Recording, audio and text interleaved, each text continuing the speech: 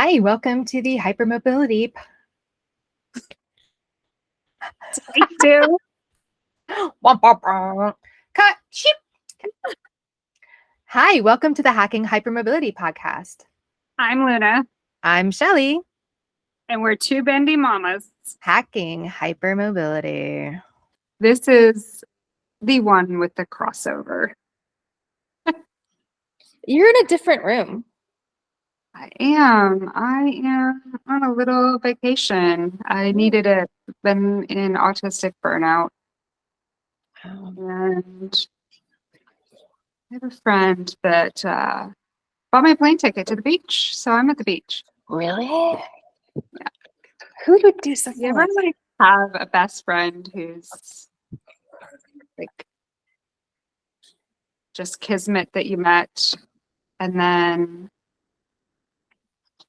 you want to see each other as much as you can, but you can't because it's a long distance relationship. So there's this person in my life that I found out like I'm actually literally related to, even though they're like just a friend. And my podcast partner. Hey. That was so lame. Shelly and I are in the same place. I can't believe we did this shit. We're stupid. No, we're awesome. We're awesome. We're the best. I'm not gonna believe that though. We're gonna leave that. Because last season one, the inaugural season, we ended with us talking about like neurodivergence and masking it. Yeah, Right. yeah. So we're gonna leave that. We're done with that. We're done with this. Sometime. I don't know. Yeah. I'm sad. We're recording here, but that awesome swing was out there. Yeah. It's cool. It's cool. No, I have plenty of time to sit on it. Yeah. So yeah, we're at the beach. We decided to have a hacking hypermobility summit, is what we Yeah. called it. The inaugural, if you will. Luna has not prepped anything. We're winging it again. The burnout's burning. It's real. Yeah. I promise. That's kind of your appeal. Like we're real people. Yeah, I'm a Pisces, but I'm also a Virgo moon. So like I appear like I have it together, but let's be real. My head is up in the clouds and in the moon. Yes. Yeah. And you're a fucking delight. I'm a fucking I delight. don't know if you can see her shirt, but Yeah. she's a fucking delight. We're about to make the angle a little bit better. Why don't we? I did hit record this time. We Is are it- is it recording. recording? Yeah. Okay. So we took too long of a break and we forgot what we were doing. It's been a long day. And we had a really long day of fun at the beach. So here's your special episode. Watch this. Yeah, listen to this special episode and Yeah. see you on the other side. Yeah. The following interview was recorded on March 7th, 2023, and is hosted by Dr. Rebecca Landa of the Kennedy Krieger Center for Autism and Related Disorders. The title is The Autism Experience Through the Eyes of a Family. It was originally released on April 6th, 2023. Enjoy. Hello, everyone, and welcome to our program today. I'm Dr. Rebecca Landa, the founder and executive director of the Center for Autism and Related Disorders at Kennedy Krieger Institute, where I'm also vice president. April is Autism Acceptance Month, and 1 in 44 children in the United States has an autism diagnosis. So it's important for everyone to familiarize themselves with autism. We here at the Center for Autism and Related Disorders at Kennedy Krieger Institute honor Autism Acceptance Month by offering an informative mini-series. Every Thursday at noon during April, we will broadcast one of our 4 mini-series sessions. The one you're viewing right now is the first in the series. Today, we're going to address topics involving what is autism? How does it manifest differently in different people? We'll talk a little bit about some of the challenges and what helps. Our other sessions will focus on severe autism, a form of autism that is associated with intellectual impairment, severe symptoms, and other health complications that require major supports to be in place for facilitating functioning in daily life. That session will be hosted by two experts from our center, Dr. Rajneesh Mahajan, a child and adolescent psychiatrist, and Dr. Kate McCalla, a clinical psychologist, along with a family with lived experience in this area. Another one of our webinars will focus on how to talk with your autistic family member's doctor. This session will be hosted by Dr. Stephanie Morris, a neurologist and our center's medical director. She'll be joined by a parent of an autistic young man, Ms. Julie Waldron, also a pediatrician, Dr. Jonathan Clemens from Mercy Family Care Physicians, and Dr. Sarah Mixter, an internist who trained in pediatrics and also takes care of adults. And she's with the Johns Hopkins School of Medicine. And we also will have a session on optimizing autistic children's educational experience. This webinar will be hosted by Dr. Ebony Holliday, a school psychologist at our center. And her guests will include a teacher, that is Elise Marcel, who's a special educator at Kennedy Krieger Institute, and also two parents, Ms. Debbie Page and Dr. Abila Tazanou. Now, also, you can find a link to these various webinars at card.kennedykrieger.org. So let's get started on today's session. People often ask, what is autism? And the answer is a bit complicated because autism looks different in each person with the condition. In a nutshell, it involves disruption in development of social knowledge and skills, as well as repetitive patterns of behavior, often difficulties with sensory processing. We have the Stanley family with us today, three of whom have an autism diagnosis, and they'll tell you about their experiences with autism. So without further ado, I'd like to introduce my guests for today's program. I welcome Shelley and her husband, Alec, their son, Rob, and their daughter, Carolyn. And I thank you all for taking time out of your busy lives to do this today. And before we get started, I want to familiarize the audience with some terminology. First, I want to introduce you to the term neurodiversity. The term neurodiverse is used to refer to, at a population level, to people because we're all different in our neurobiology and the way that we process information and express ourselves. There's another specific term, an important term, called neurodivergent. And neurodivergent is a label that's used when someone has a neurotype that is diagnosed that has special needs, needs extra support. And that includes autism, ADHD, learning disabilities, dysgraphia. Any of those things can fit under the neurodivergent umbrella. And I'd like to start off with Shelley first. And Shelley was diagnosed with autism and attention deficit hyperactivity disorder, or ADHD, recently. And one of the things that Shelley let me know before this program started was that she does not have any intellectual difficulties. And so a lot of times people who experience autism, who, for lack of a better word, don't have any dysmorphology or atypical physical features, and whose intellect is within the normal range or above, sometimes people think, well, gosh, you can't possibly have autism. And so, Shelley, I wanted to ask you a little bit about your experience with autism, and maybe we could start with how it's affected your social knowledge and experiences. Well, thank you for including us in this important conversation. The way it has affected me, now that I know what it was, is that I tended to over communicate all of the time because I constantly felt misunderstood, or that the way that I was saying something wasn't the right way, for lack of a better word. After I would have a social interaction, I would often ruminate on that later. I would replay the conversation over and over again in my head. What could I have said different? Maybe if I had said this, maybe if I had done it this way, because I constantly feel like I'm over explaining myself. And this would lead me to frustration. If I couldn't say something the way I wanted to, I would sometimes cry because at the time, I did not understand that I was actually unable to access that information in my brain. So it would turn me to tears. which would cause frustration with whoever I was interacting with. And as their frustration would grow, my frustration would grow. And either an argument would ensue, or I would, if it was like my friends, or if I was with an adult or parental type figure of authority, I would usually get sent away to my room.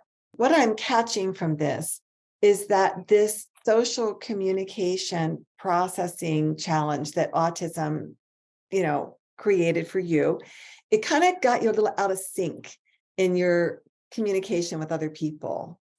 Oh, for sure. I rarely am able to just answer a one-word question with just one word, because in the past, if I was ever questioned on that, then I felt like I immediately had to explain myself. And so to prevent having to explain myself later, I tend to explain myself upfront, which also causes problems because then I'm just giving you too much information and you're like, oh my gosh, like, stop. So I also like learning everything about everything. So that is frustrating. I ask a lot of questions that people find intrusive, or you're only involved in this part. Why do you need to know about what's happening over here? And until I fully understood that I really do need all of that information to actually make sense of what's happening around me. Now that I know that, it explains a lot. I can understand myself better. I also got told that I was too blunt, don't say it like that. What's wrong? Why are you mad at me? And I'm like, did I say I was mad at you? No, but your face is like that. Mm-hmm. But that's just how my face is. So I had a lot of problems with that. And so I taught myself at a young age, oh, let me pitch my voice up. I'm going to smile at you. I'm going to practice staring right here at your forehead because I feel weird looking at you. And as I got older, I actually taught myself to knit recently so that I could do something while I was interacting with someone, but it was okay if I didn't look at them because I didn't want to look at them. That's such a good example. I mean, I think the examples that you're giving are so clear about how autism affects the social communication and yours and the other person's ability to sync, make appropriate inferences about each other. People are making interpretations that you're not even experiencing and kind of assigning that to you. But one of the other things that you're describing is masking or hiding your symptoms and finding really socially acceptable ways of presenting yourself, and even the knitting. And I think that's one of the things that leads to the sex differences, right? So for a female who might have some strong, intense interests and foci, choosing something like knitting, which is a totally acceptable thing for women in our society, doesn't look like an atypical characteristic. Right. And what is also remarkable about the knitting is not only did I teach myself, I got so into it. I taught myself how to knit in January of 2020. And by October of 2020, I had knitted I made a sweater that was kind of like, people were like, oh, that's beautiful. When did you do that? I was like, I taught myself how to knit last year. Yeah. And they were like, It's pretty impressive, Shelley.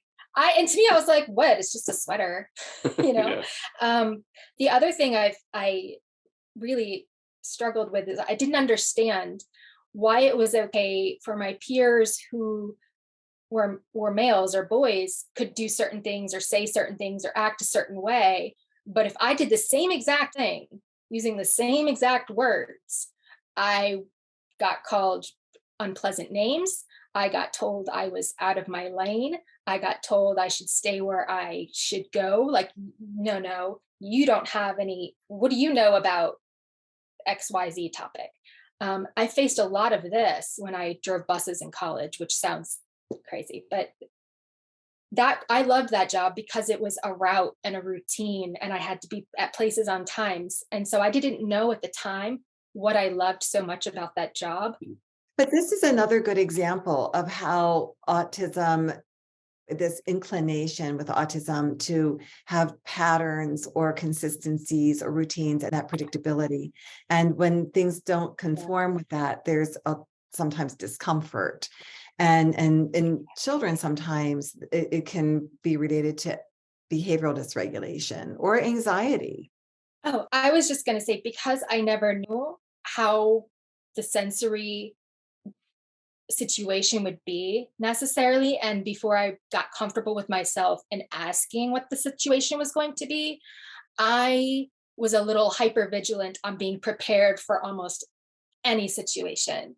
So I became like the mother hen of the group, because I kind of knew that if something was off and it was going to make me go off, then that was going to like snowball effect into my friends, the friends that I did have. And I didn't want that to happen. So I became like the mother hen, hyper vigilant. Shelly handles everything, which was great while I could do it until I couldn't do it anymore. And now I I forced myself to be that persona for so long, when I finally like, oh, this has been the cause of all of my problems all of these years. And as I shed that, I actually lost skills. I struggle to make dinner now.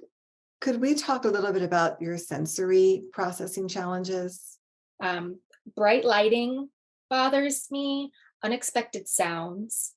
Um, I really like soft. I have one of my soft blankets here with me today. I'm not, sometimes I just sit and like pet a soft blanket. Um, I very much feel what is ever is going on in the environment. So if the environment is good, that's a sensory that I like, I generally feel good too.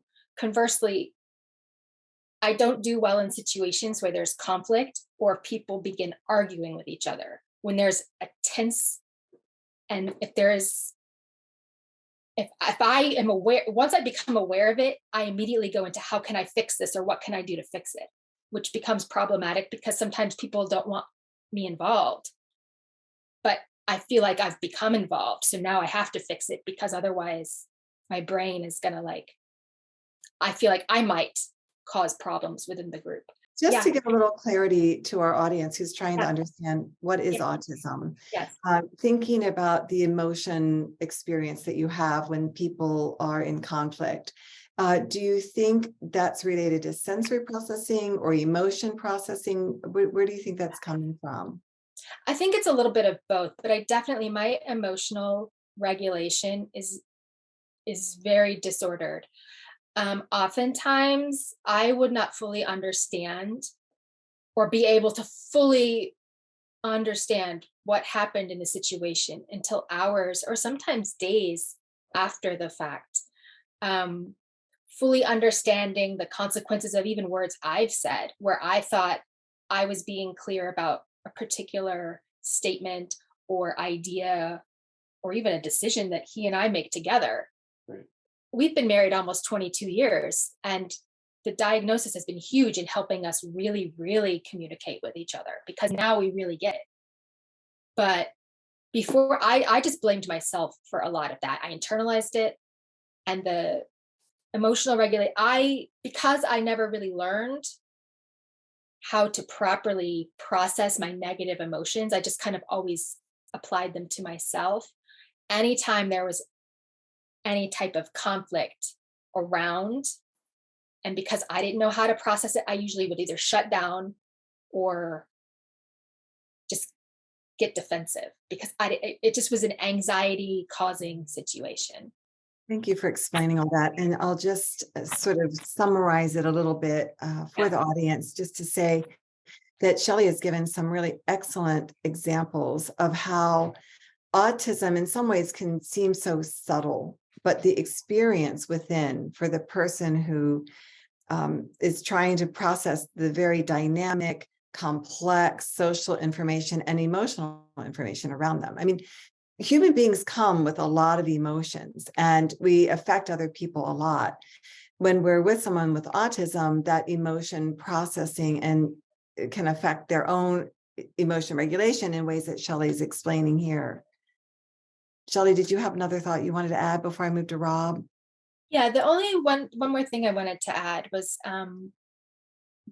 because, and goes back to what you said at the beginning with the absence of intellectual disability.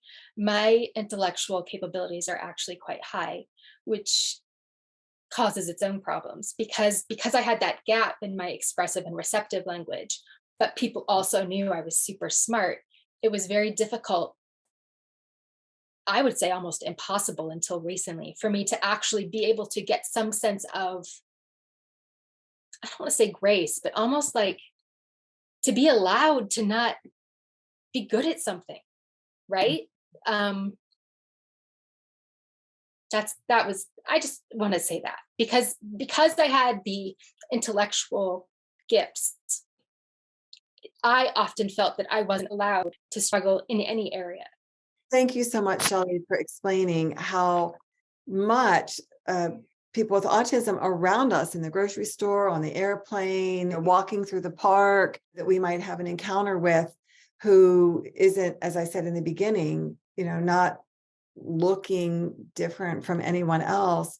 It may be processing information totally differently than us. And you've just busted one of the big myths of autism, and that is that somebody with normal or above IQ can't be autistic, right? And then I just wanted to make the point, Rob, I'm moving to you next, but is that autism is a heterogeneous condition. So we have people who are non-speaking all the way to people who have no language problems whatsoever, and all the way from significant social experiences where they're socially isolated to people who are socially gregarious. So there's just all this range.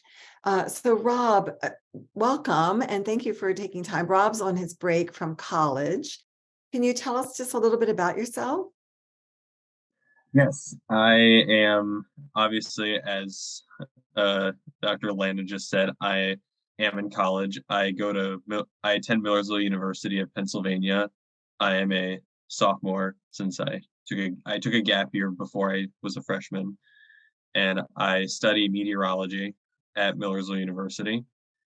And obviously, right now I'm on break, so that's kind of the introduction part. Thank you so much. Now, Rob, I understand that you received an autism spectrum diagnosis when you were 5, and then later also got another diagnosis of ADHD, which is not uncommon for that to happen. And there's other co-occurring things that can happen too in autism, like anxiety and things like that. I'm not saying that you have that, but most individuals who experience autism have some anxiety. But Rob, can you tell us what is your experience with autism? Well, I mean, given the fact that I was diagnosed with it before I even entered grade school, it was there were a lot of things that had happened because like obviously I felt because I was autistic and I didn't know that like if anyone else was, I kind of felt like alone that I couldn't exactly socialize properly with my other classmates. So like obviously I was kind of quiet around people I didn't know, and I would I would kind of enter a conversation I wasn't really involved in and I would say random stuff, and that would actually cause me to like other students to make fun of me for it, that saying like that wasn't related to what we were saying, like go away. And it would that did hurt. And obviously like eye contact was also very difficult. I mean, it's hard to even look at the camera too right now. But a lot of people like are now noticing that I'm not good at making eye contact. So I kind of do what my mom would do, like, look at people's foreheads. And then also like I would stop in the middle of a conversation and just leave someone. I would just leave someone in the middle of a conversation and not even say anything. I would just walk away. or or when the conversation was supposed to be over, I would linger around and keep continuing it, not knowing that it had ended. So there's a bit of a deficit in me being able to start a conversation and being able to keep it continuing.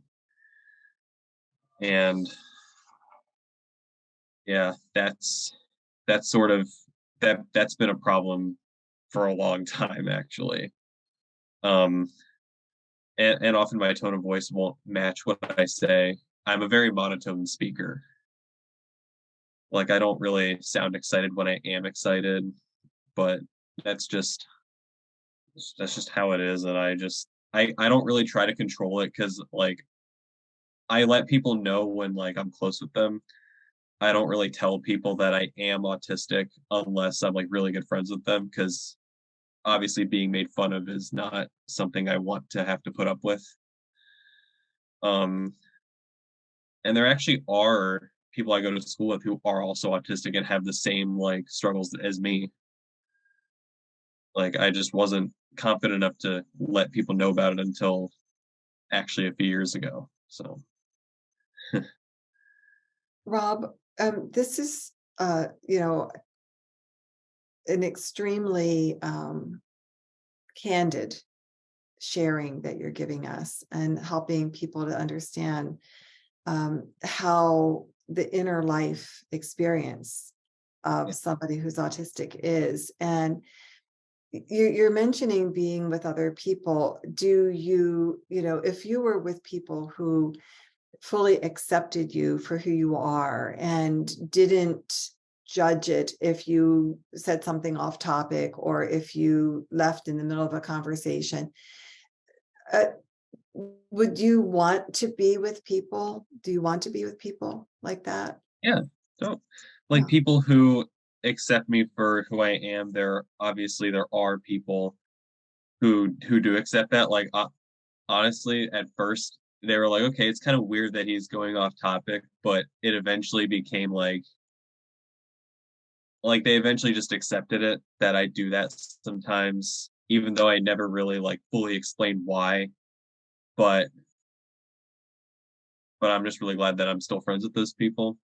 And honestly, I also accepted it too. It's just something that's gonna happen.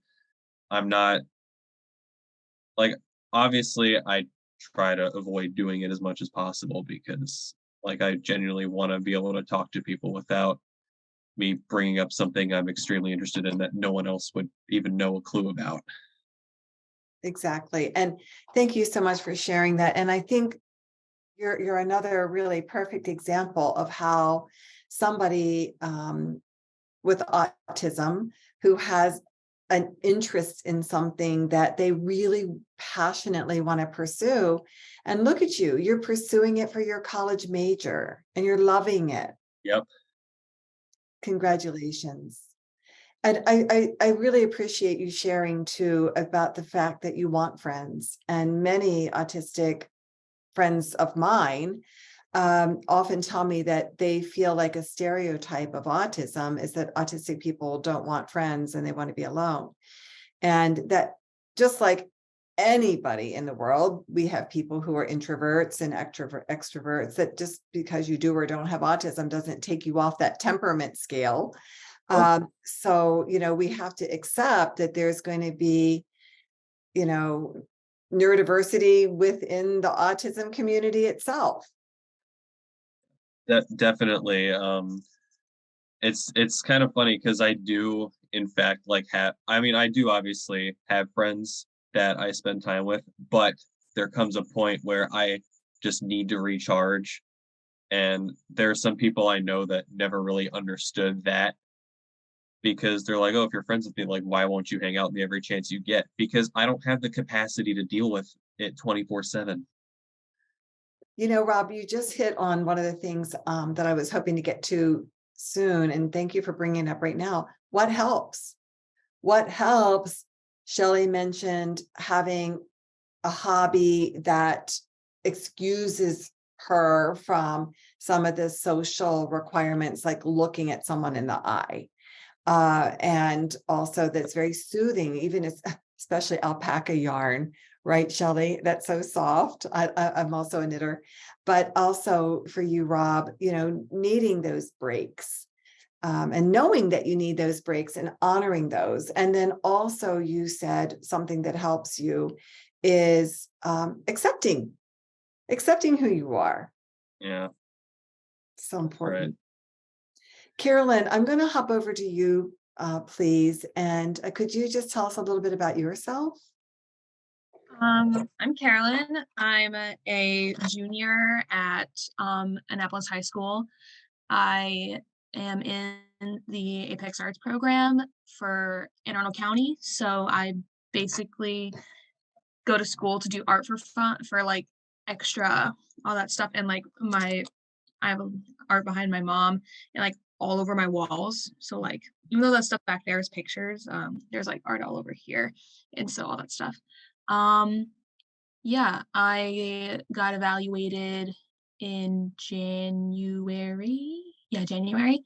And once mom got diagnosed, we were like, yeah, she definitely we were like, now we just need it on paper because I haven't had any like 504 meetings with like anything in school related. Like I didn't have any extra help. And so we're trying to get me that. I was in occupational therapy from when I was 18 months because I was tactile defensive, sensory avoidant, and I had like really bad like motor skills with my hands. Yeah, until I was like 8. And yeah, and I have an above average GPA, but like I'm really bad at test taking, so I have lower test scores than like other students. But yeah, and so yeah, that's me. Well, that's a beautiful story. And well, you're really gifted. I'm enjoying the art that I can see behind your parents. So beautiful. Can you tell us a little bit about, any other aspects of social processing that you experience with autism? I had a really tough time with that as a little youngin in elementary school and middle school, just because I was so like when I got interested in stuff, I really got interested. So when I started like doing art in elementary school and like kindergarten, I would always be at the art table for choice time. I would always be talking about like what I wanted to draw. I would always be drawing on like my paper and stuff. And it caused a little bit of conflict between me and other students because they'd be like, oh, you're hogging the choice table, blah, blah, blah. You're doing this. And I'm like, you can sit next to me. Like, I haven't like told you that I don't want you around. And like, and I was known as the art kid because that's all I really did. And that's all I really liked to talk about. So I didn't really connect with other students because I was not interested in like, not to be like, I'm not like other girls, but I really wasn't super interested in like Barbie and all that stuff. I was interested in like Monster High. I loved dinosaurs. I loved dinosaurs when I was younger. I love like Littlest Pet Shops and like My Little Pony and stuff. And so like I kept those interests until like middle school where I started like dissolving, and then I got into like, and then until I got into like adult fantasy books and like romance books and stuff like that. So like once I got like past all that, I liked childish shows for my age. Like I really liked Dora up until like 5th grade, and people were like, oh, I stopped watching Dora when I was like 8. And then I was like over here 11 being like, what's wrong with Dora, bro? I like Dora. Even though Swiper scared me a little bit as a child, but that's something else. I know that I have a lot of like echolalia stuff like that. So when people would talk to me and say something, I would repeat it back to them and they would think I was mocking them. And I was just like, no, I'm just saying it. I'm just saying it back for like vocal stimming.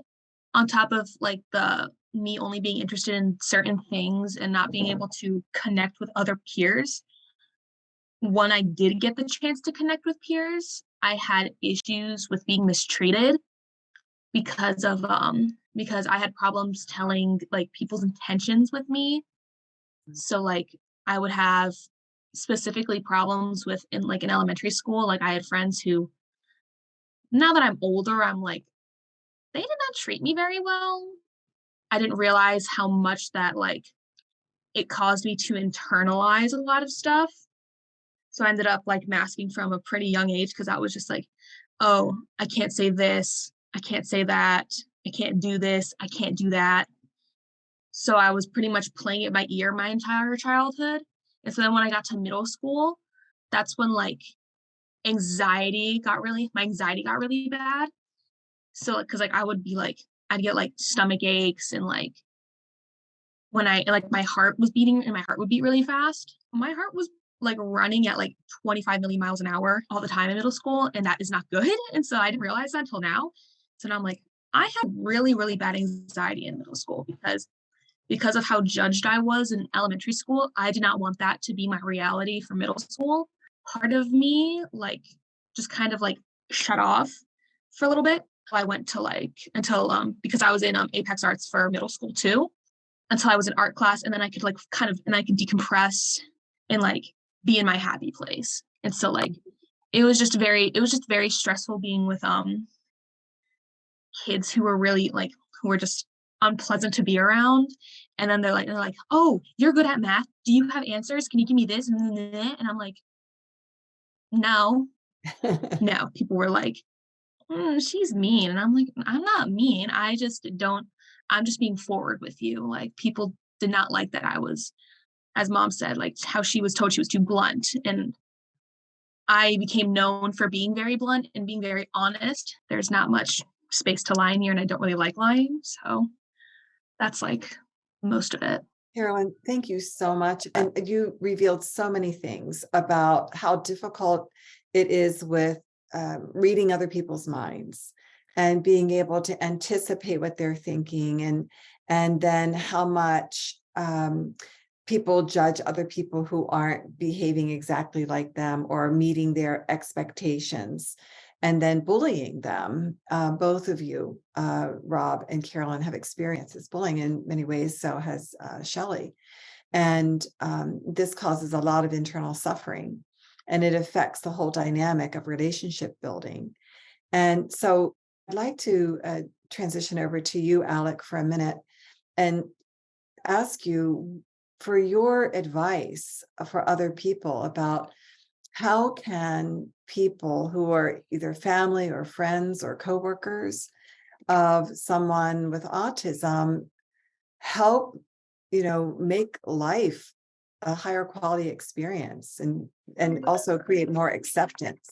Well, the first thing I'd say is that what's really helped us out is communicating what our needs are or what's bothering us, and creating like a safe environment to express yourself, right? Because it just happened yesterday. I was talking to Carolyn, and we were talking about how I was asking her to do something, and she's like, I'd rather you ask me this way than that way because I'm going to take it this way rather than that way.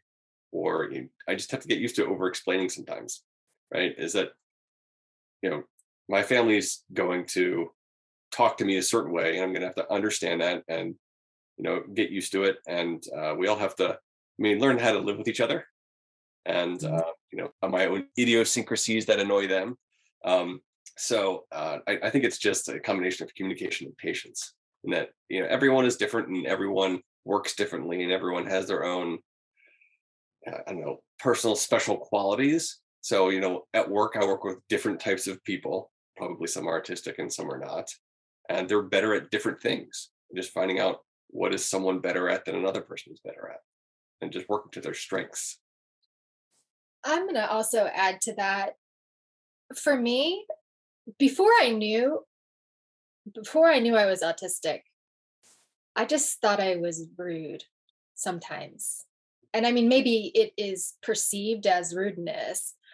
I do not feel like I am being rude to you if you ask me a question and if I don't like engage with you and I just say yes.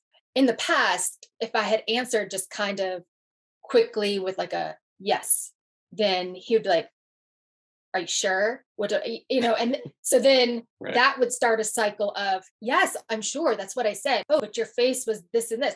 That's not, and then there's a fight, right? Or I don't necessarily know how to exactly, explicitly, clearly, with the way his brain works, explain something. And so sometimes if he genuinely wants to help me, and I would accept the help, but I don't know how to articulate it. Right. And so then he would just get frustrated because I couldn't articulate it.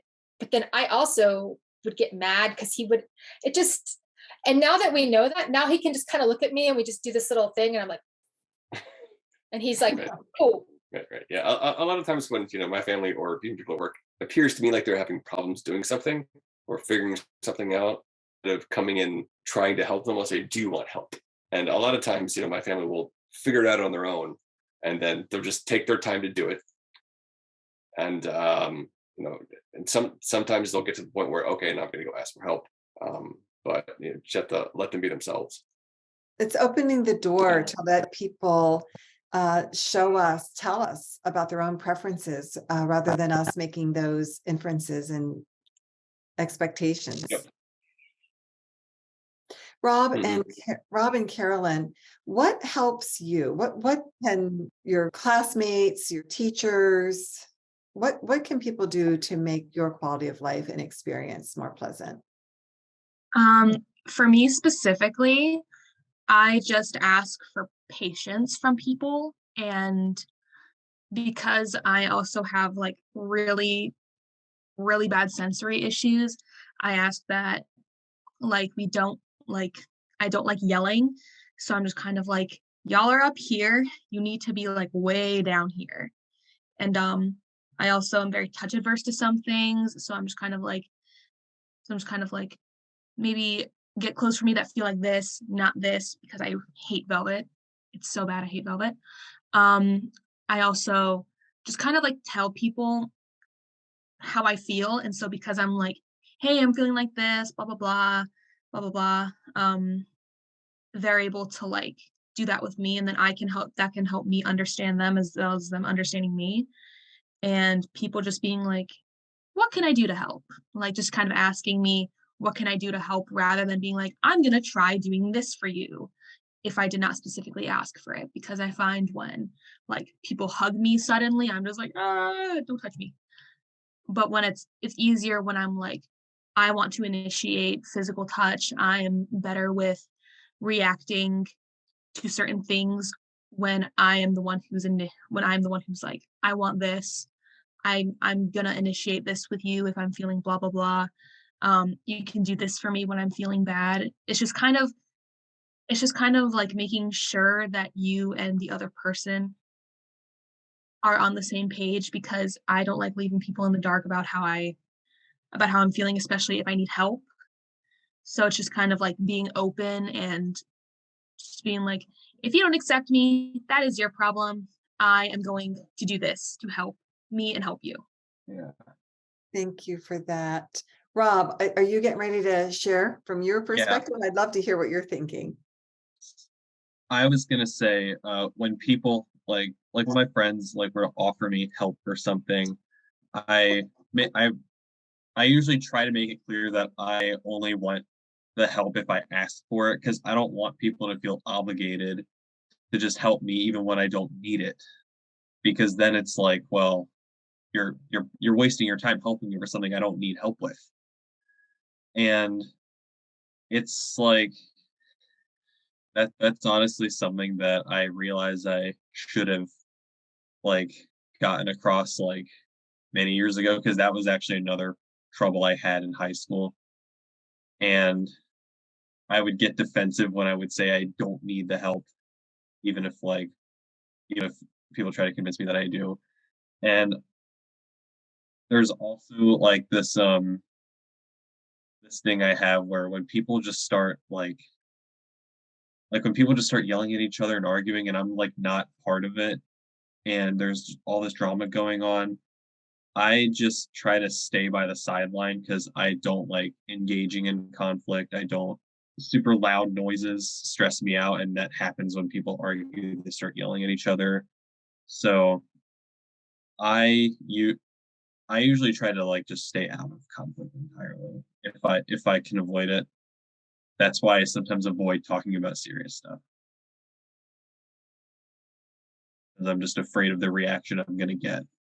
Thank you so much, Rob and Carolyn and Alec and Shelley. We're going to wrap up now. Is there any final word that you want the world to make sure that they think about when they think about autism or when they meet somebody who's autistic? I definitely have some things.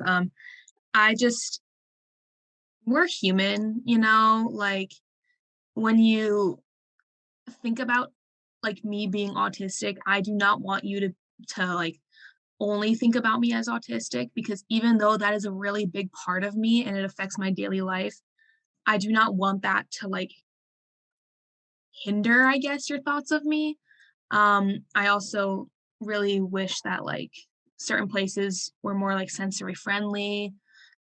I just kind of like want there to be a little more grace, a little more like for not forgiveness, I guess, but just kind of being like, you react like this and I react like this, and we can get through this together, rather than us being ostracized or like thrown into different stereotypes of something that we're not. Thank you. I feel like you are giving us, the whole human race, a really good opportunity, Carolyn, to be patient, be open, not try to shut the door if something seems like someone's quote unquote rude or not engaging with us in the way we expected, and just ask questions, hang in there. But also, I love the advice that you've given us about autistic people. Autism's one piece of the entire being that they are. And so we want to get to know people for who they are as people. Rob, any Yes. final words? Yes, I would like to say to actually anybody out there, like, don't be ashamed of stuff you're interested in. Obviously, I still have the same interests from when I was like 10. And even though people like have told me, "Oh, I grew out of that a while ago," like I still really like it, and it allows me to just decompress and just get myself away from a stressful situation. Like me playing video games is like Carolyn with art. It's my stress reliever. And I just feel like no one should have to be ashamed that they're interested in stuff that other people might find ridiculous, because everybody's different. Nothing is too childish. Nothing.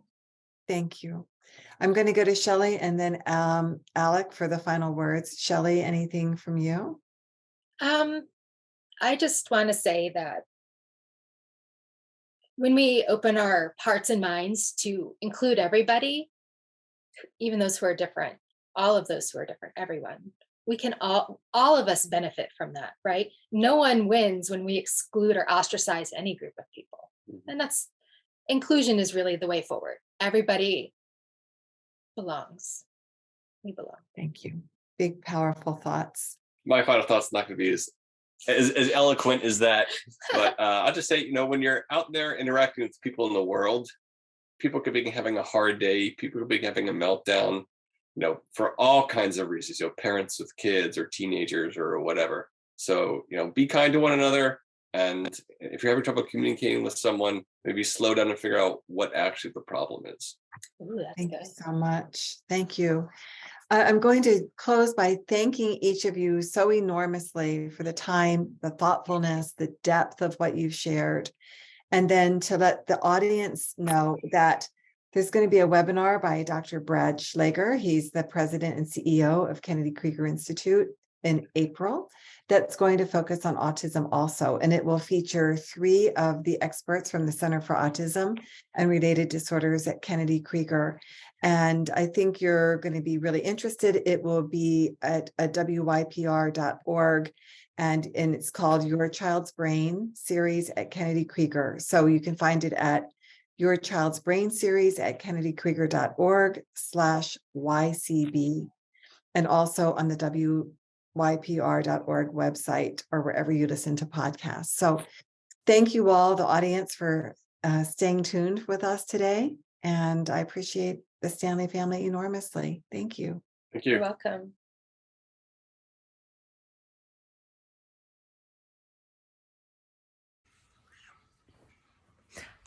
So we hope you liked that. We thank you guys for listening. Is that your stomach? Yeah. Okay.